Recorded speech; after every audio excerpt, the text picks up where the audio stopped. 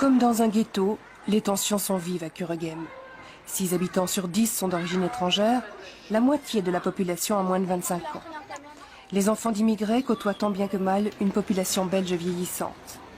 Dans le complexe social des Goujons, l'entente est difficile entre les locataires. L'agressivité verbale, le vandalisme, l'insécurité font partie du quotidien des gens. Les gens, ils en ont même. Pas uniquement parce qu'il y a des émigrés, parce qu'il y a même des émigrés qui ne veulent plus venir dans le quartier ici. Hein. Mais quand... Qu'est-ce que vous voulez? Aussitôt que c'est réparé, on démolit, ça des ascenseurs qu'on met en feu, à des 3-4 heures du matin. Il n'y a pas une journée qui passe ici où le vandalisme. Il n'y a rien à faire, il y a une bande ici qui court. Voilà. Et vous connaissez ces jeunes? Bon, il y aura comme des flippers. Mais à quoi ça sert? On les amène au commissariat, une heure après on les relaxe et ils recommencent. Voilà ce qu'on a ici. On doit se laisser insulter.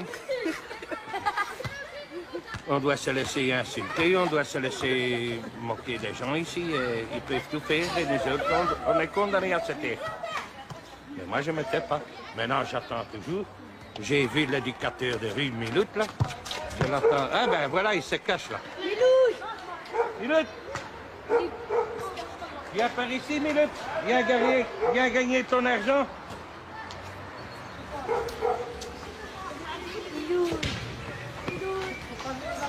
Et alors? Ça va? Viens, Milout, viens voir à l'intérieur. Tu connais? Qu'est-ce qui se passe encore dans ce quartier? Hey, c'est entre nous deux un débat, hein? Dis, c'est entre nous deux un débat, on n'a pas besoin de... Non, pas entre nous deux, c'est entre les jeunes et vous. Ils sont là, les jeunes. Mais toi, tu étais un éducateur. Moi, je ne représente pas les jeunes. Non, mais tu es éducateur du Moi, je suis quartier éducateur ici. de rue. Donc, il y a des payé. jeunes, Voilà. des habitants, des commerçants et Ah tout le ben. monde. Voilà, les écritures. Ça va dire rien, non, ça? Non. Ce qui est fait. Mais faut pas commencer à remettre ça sur les gens du quartier. La porte qu'on a là. La porte là derrière. Elle a été cassée, on l'a replacée 3 fois. Ah, les gens nous mettent de le faire réparer. Et c'est qui casse? Je dis pas que c'est toi qui casses. Non, mais c'est qui? C'est peut-être des extérieurs. C'est peut-être des extérieurs, mais ils s'amusent quand même à venir casser. Ce sont les locataires qui doivent payer. Faut pas vous étonner que l'extrême droite devient un pouvoir ici. Hein. Pour moi, ils peuvent, hein. Ah. Allez, ça va rien Eh bien, changer. pour moi, ils peuvent pas. Mais ça va rien changer. Ça va Mais rien c'est à changer. cause de quelques imbéciles dans le quartier ici qui viennent de jouer, ceux qui viennent foutre tout à moule ici, hein. Que les bons taillent pour les mauvais. C'est pas parce que ce quartier ici va s'arranger que la Belgique va s'arranger, hein. Le Il y quartier, a un problème dans ce pays et faut pas me mettre- le quartier ici, il est pourri. Et on peut faire Non, ce qu'on veut et le il quartier- restera pourri. Peut-être le quartier, il est pourri ici, mais pas les habitants. Faut pas essayer de tout mélanger. Ici, pour les autorités... Ici, pour les autorités communales, c'est un quartier crotté. Ils s'en foutent parce qu'il n'y a pas assez d'électeurs pour eux pour voter. Mais où ils savent mettre de belles plaines et où ils savent aller construire et tout mettre en état, c'est le nouveau Anderlecht, l'Anderlecht 3, du côté près d'Erasme et tout. Et nous autres, on est condamnés à vivre comme des chiens ici. Voilà, ça c'est la politique, c'est qui mène ici. Il n'y a rien d'autre. Voilà, je vous ai dit ce que j'avais sur le cœur. Monsieur, dame, merci.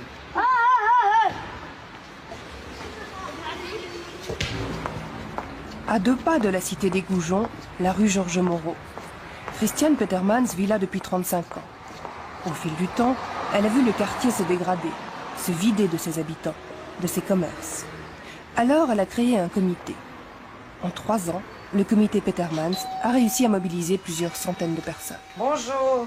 Bonjour, Comment ça va? Peterman. Ça Ça va va? très bien, merci. J'ai une bonne nouvelle que j'ai entendue ce matin, que l'accord a été signé par tout le collège, que les travaux d'éclairage seront faits pour fin d'année. Ce jour-là, Christiane est heureuse. Oui, ça, c'était Comme une nouvelle petite pour fourmi, moi. elle a travaillé sans cesse pour obtenir de la commune qu'on remplace l'éclairage public dans sa rue. Ces travaux n'avaient plus été réalisés depuis 50 ans et les habitants vivaient plongés dans une obscurité insécurisante.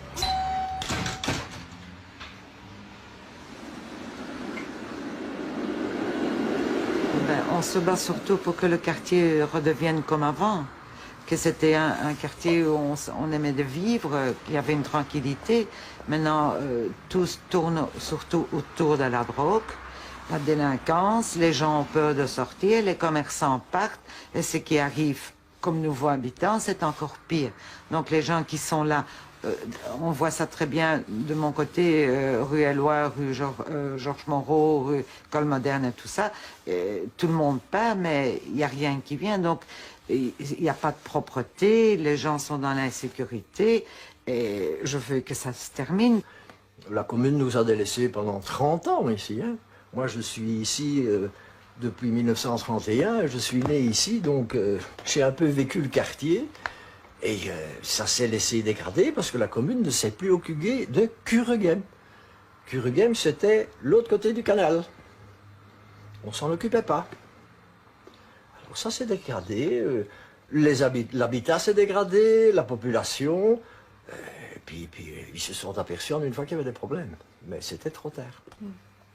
Il y a un ras-le-bol ici dans le quartier? Il y a un ras-le-bol de gens qui disent « moi je quitte ».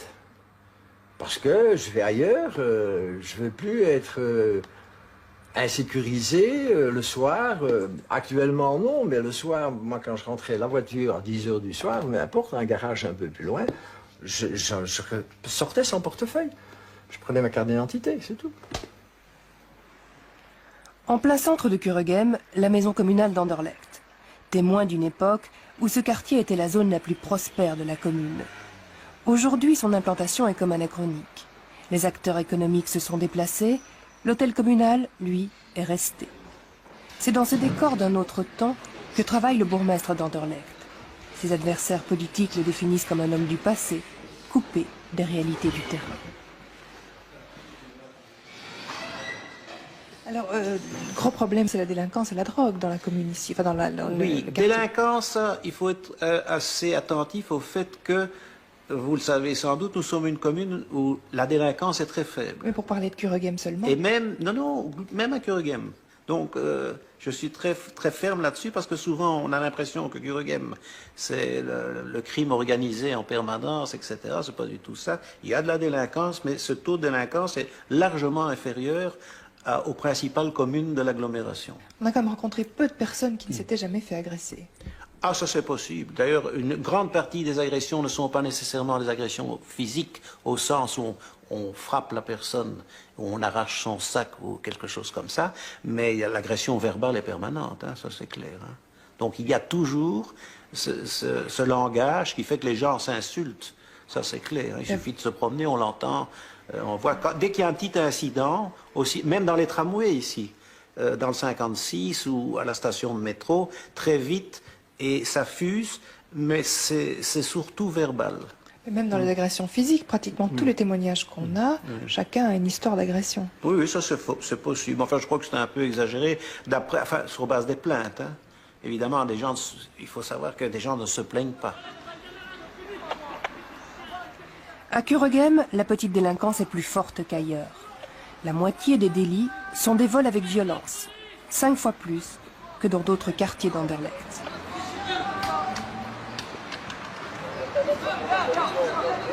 Seules les agressions qui ont fait l'objet d'une plainte sont connues. Les autres font partie de ce que la police appelle le chiffre noir. Vous laissez les filmer comme des animaux? Vous trouvez ça normal, vous? Vous trouvez ça normal, vous? Ah, c'est comme ça que vous faites? Ben oui, les chiens, vous avez des gardes du corps autour de vous. Ah, les chiens, on n'est pas des animaux pour vous nous filmer comme ça quand même. Venez, discutez avec nous, vous n'avez pas besoin d'argent et nous filmer comme des animaux. Si la caméra suscite l'agressivité, c'est qu'elle est omniprésente. Le quartier en est truffé, surveillé 24 heures sur 24. Elles sont d'une précision redoutable, elles identifient tout, jusque dans les moindres détails, jusqu'au visage des passants. Oui, je joue au football. Hein. Au commissariat, sur ces écrans de télévision, on contrôle rue par rue ce qui se passe. La police veille et les jeunes le savent. Je lâche la dédicace au 3e plan, Psycho.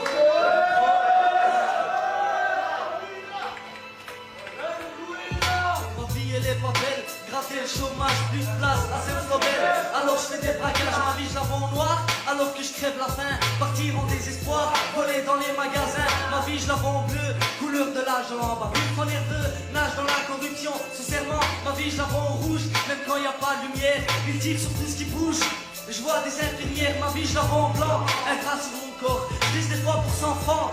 Je Je te parle de l'amour, ma vie je la vois en vert. Pas de passage pour piétons, tout ce que je vois c'est la misère. Ici des riens sans pognon, ma vie je la vois en rose. Mes factures je les paie pas, du haut de mon building je pose. Mon nom c'est Léda, ma vie je la vois en arc-en-ciel. Toutes les races en égales, la vie serait plus belle sans ce front national. Sans ce front national, ok hein?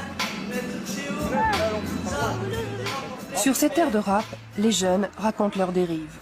Pour beaucoup, le parcours est tracé. Ça commence à l'école où on décroche. Ensuite, sans formation, pas d'emploi. Et sans emploi, on commence à zoner. Une lente descente aux enfers qui, pour quelques-uns, risque de mal se terminer.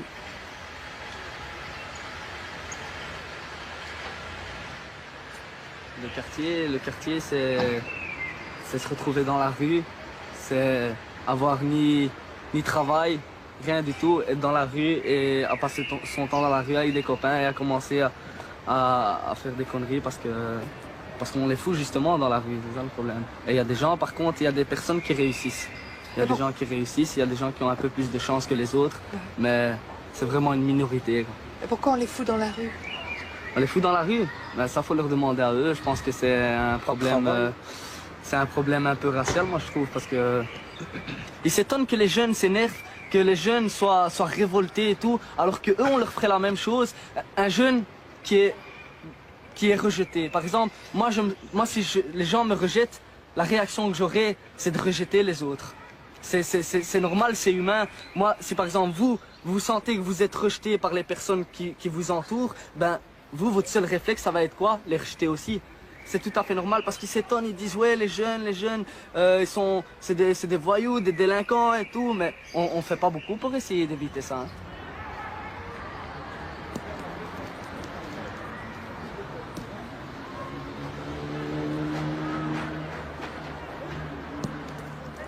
Marcel, la soixantaine, retraité. Une petite pension qui l'a forcé à s'installer dans un logement social à 2 pas de la place Les Mels.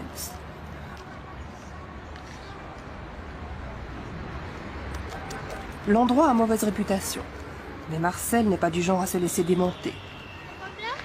Depuis qu'il habite le bloc, il essaye d'établir le contact avec les jeunes du quartier.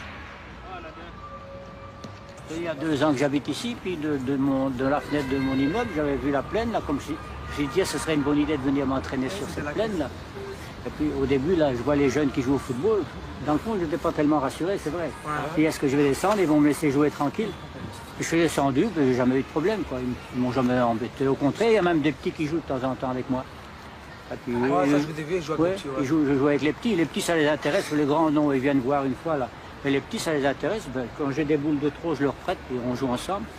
Et jusqu'à maintenant, ça se passe bien, quoi. Pour moi, c'est super, puisque je peux descendre et je fais mon entraînement. Puis, sans problème, Et là, vous les connaissez, les jeunes qui sont là? Disons que je les connais pas, mais eux me connaissent de vue, quoi. Ils me voient tous les jours, il n'y a pas de problème, quoi.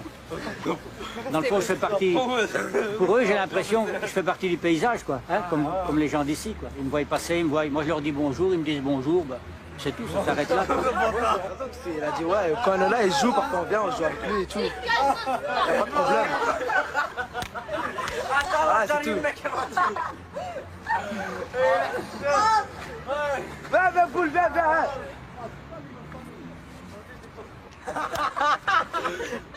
Canta madre,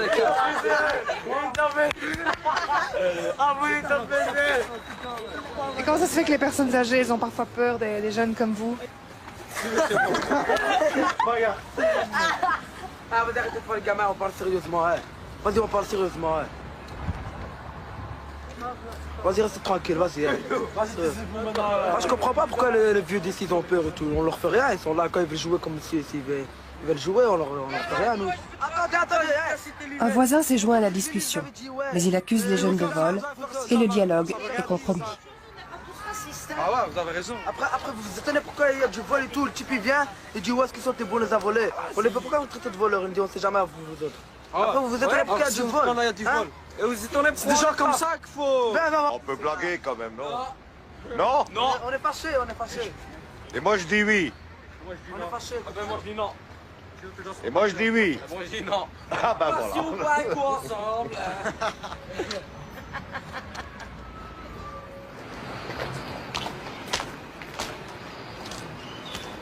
Mais regarde-moi ça, oh, oh, oh. Tu te rends compte?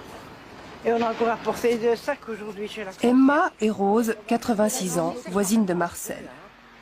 Elles ont toujours vécu à Kuregem où elles étaient commerçantes.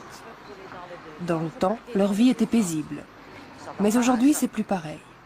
Quand elles font leurs courses de tous les jours, elles sont inquiètes parce qu'elles ont déjà vécu une agression. Un atelier là. Je revenais de la chaussée de Mons par derrière ici. Et il y a 2 gamins sur une espèce de tronc d'arbre qu'il y avait là. Et puis, un restait sur place et l'autre m'a suivi tout doucement comme ça. Et à un moment donné, quand j'étais près de la porte d'entrée, il m'a sauté par derrière à mon cou et dans les reins. Il m'a déstabilisé vraiment, hein, et que je suis tombée en arrière. Mais il en voulait à mon sac. Le docteur est quand même de venir avant Noël. Moi, je peux ajouter et c'était à midi, moins 5 minutes, hein, et on voyait personne dans la rue, au mois de juin. Ah, c'était en plein jour? Plein jour! Mais on est quand même malade après. On est traumatisé, on a peur, on a... je ne sais pas. C'est plus la même chose. Et c'est qui ces agresseurs dont vous parlez? C'était des jeunes du quartier. Des jeunes, pas délinquants, mais c'est des jeunes qui ont besoin d'argent, en manque de drogue sûrement, comme partout, quoi. C'est des jeunes voyous. C'est une minorité, quoi. C'est comme partout. C'est une minorité, ça, c'est là. Et comme il y aura toujours, il n'y a pas de travail, il y a le chômage, il y en a qui... L'école, c'est difficile, les études. C'est la crise. On a pris une autre façon de s'habiller. Je n'ai plus jamais de robe. Je suis en pantalon qui a regardé de poche. Il faut tout cacher. Je mets un long pantalon. Hein? J'ai une banane. Hein? Tout est caché. J'étais à midi en course, hein. Regardez.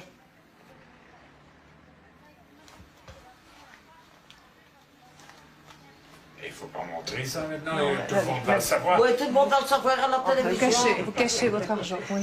Quand nous sommes venus habiter ici en 82, nous n'avions aucun préjugé et je me souhaite à moi-même de ne jamais en avoir de préjugés. Mais quand on a été attaqué, hein, il est très difficile, comme Marcel l'a dit, hein, de changer son point de vue.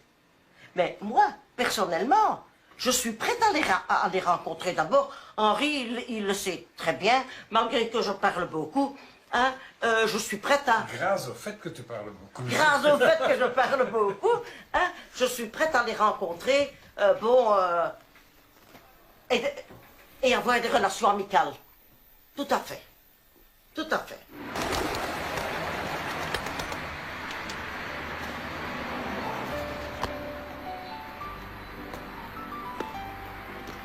Et 1, 2, on retend 3. 4, on se concentre, on relève son demi-pointe très haut, on ouvre, 6, on respire 7, et bras bas 8, jambes bien tendues, cambrées en avant. Et pieds première, Sophie, jolie première, jambes tendues à fond. 4, double plat comme une table, on revient 5. Ouria, 35 ans, marocaine, naturalisée belge. Elle est arrivée à Kuregem à l'âge d'1 an. Fille d'un ancien mineur, elle a vu ses frères mal tourner. Aujourd'hui, elle a un bon emploi et elle a quitté le quartier, même si elle y a gardé toutes ses attaches. 7, et on finit la musique. 8, on bouge plus, joli doigt. Vous n'avez pas envie que votre petite fille vive ce que vous avez vécu pendant votre enfance? Ah, certainement pas. Certainement pas. Non. Non. Puis je la tiendrai à l'œil jusqu'au moment où ce sera possible. Et bon, comme toutes les mamans, lui offrir le maximum. Mais je pense qu'en plus, dans le quartier, on est défavorisés, quoi. On est déjà mal perçus dès le départ et faut constamment lutter. Alors, ma lutte, c'est de dire je n'aurai pas plus que 2 enfants et je les suivrai le maximum possible. Et il y a trop de problèmes, quoi, qui nous attendent et on voit comment ça tourne pour pas mal de jeunes dans le quartier. Donc, moi, je suis une angoissée et j'ai déjà compris que de toute façon, il ne fallait pas les laisser trop libres sur une journée. Et en dehors de l'école, il faut qu'on leur donne des activités, il faut qu'on les occupe. Et voilà, voilà c'est un combat finalement, c'est pas un plaisir. Hein. J'aimerais autant que ma fille puisse circuler librement et qu'elle vive bon, comme elle a envie, comme une enfant, quoi. Mais moi, j'ai peur, donc je fais attention. Et j'ai peur parce que moi, j'ai vécu des catastrophes et je veux pas que ça se reproduise, quoi. Joli doigt. Enfant, Ouria n'a pas eu la chance de Farah, sa petite fille. À Kuregem, pas de danse classique, il n'y a pas grand-chose pour occuper les jeunes. Alors, après la révolte de l'automne 97, Ouria est passée à l'action. Elle milite auprès d'une association pour aider les jeunes à sortir de la rue. Les demi-pliés, 1. Il doit bien serrer, Sophie. Pour moi, comme je vous disais tout à l'heure, il faut occuper ces jeunes, il faut les occuper un maximum de temps. Il y a un père de famille qui nous disait en novembre dernier qu'il fallait les faire travailler, même gratuitement, jusqu'à 23 heures, pour les épuiser, pour qu'ils ne se retrouvent pas entre eux dans la rue et qu'ils n'imaginent pas des bêtises à faire, quoi. Moi, je pense qu'il faut le mieux possible les armer pour l'avenir, c'est-à-dire leur donner des formations, les motiver au maximum. Et le problème de l'enseignement, c'est pas seulement par rapport aux Maghrébins, c'est un problème général, un problème national en Belgique. Mais par rapport à ce qu'on pourrait faire dans des quartiers difficiles, il faut donner le maximum de moyens à l'associatif pour qu'ils puissent justement accueillir ces jeunes, ces moins jeunes aussi, parce qu'il faut assurer pour ceux qui suivent ces jeunes, c'est-à-dire ceux qui ont 17, 18 ans, 19 ans, où ça risque d'être trop tard bientôt. Et essayer, je ne dis pas qu'on va tous les sauver, mais que majoritairement ils se retrouvent à la rue, c'est pas normal. Et que majoritairement ils tournent mal, moi, ça me fait mal. C'est pas normal. C'est voulu quelque part, alors qu'on bouge maintenant. Et bon, et moi ce que je dis toujours, c'est que si ça va mal dans les quartiers comme celui de Kuregem, où il y a une forte population immigrée, ça embête l'autre population qui est peut-être bien lotie dans d'autres quartiers. Dans le haut d'Anderlecht, la petite vieille dame belge n'a pas sa tranquillité parce qu'on construit ici la délinquance. Et ces jeunes, ils circulent partout dans Anderlecht et dans d'autres communes. Donc, je sais pas. Enfin, c'est un problème commun à toute la population d'Anderlecht et d'autres communes, quoi. C'est l'avenir de ce pays quand même qu'il faut prendre en main. Et ça n'a pas l'air d'être bien compris, quoi.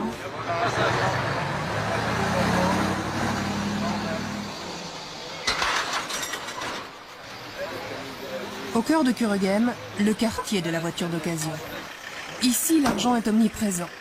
Chaque mois, 3000 véhicules partent pour l'exportation. On paye en liquide. Les transactions sont parfois floues. L'activité est controversée, les voitures envahissent les trottoirs, la pollution dérange. Pierre Ajar, un ancien médecin libanais, a fait fortune dans ce commerce. Monsieur Pierre, comme on l'appelle, travaille ici depuis 30 ans et il connaît ce quartier par cœur. Fais le tour un peu.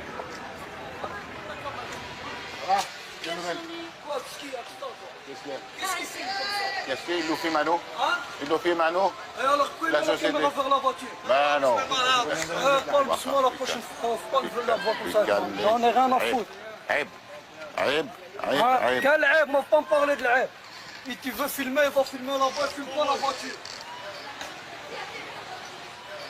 On m'a tête à la télé. Eh, faut pas voir ta tête, c'est ma tête qui va voir. Hors caméra, Monsieur Pierre nous décrit les problèmes du quartier. Chômage, insécurité, intégration ratée de la jeunesse. Mais le discours se fait plus optimiste dès que la caméra commence à tourner. Ça fait combien d'années vous êtes là, Hadji? 71. 71?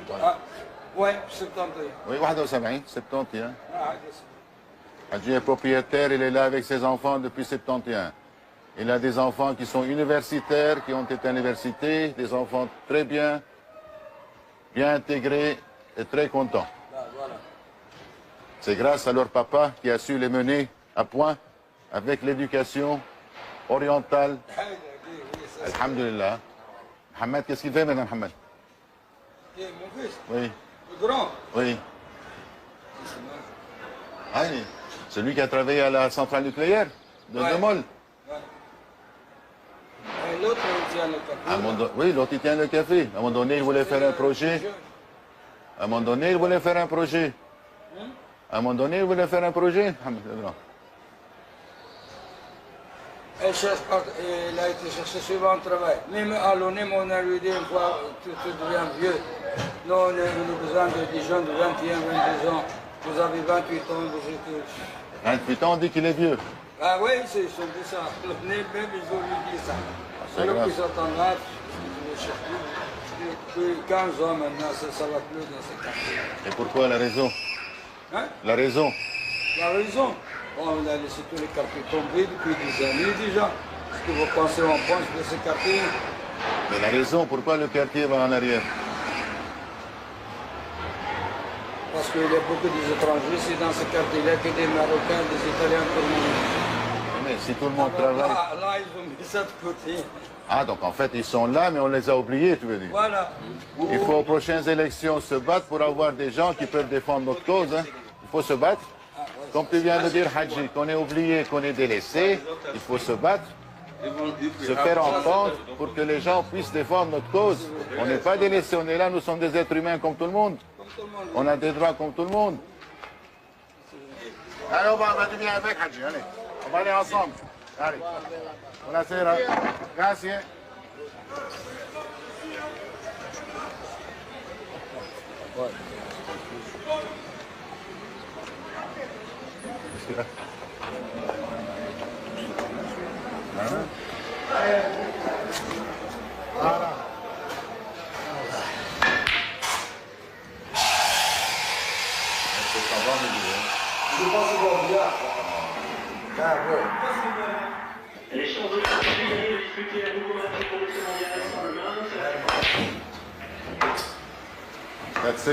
Ce qu'il faudrait voir, il faudrait voir ce que la jeunesse ici elle cherche.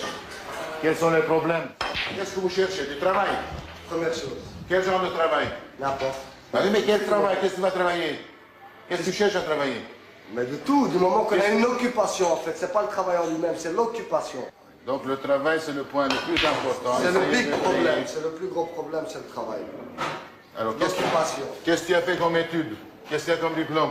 Moi, personnellement, j'en ai pas. Et pourquoi? Parce que j'étais souvent à l'ombre, tiens. Bon, voilà, ben vous voulez parler, je parle. Moi, je ne me cache pas de toute façon. Mais il faut parler, il faut savoir ce qu'on veut, il faut demander pour obtenir. Évidemment, il n'y a pas... Vous avez beau demander parfois et vous n'obtenez pas de réponse. Donc, à la fin, vous cédez.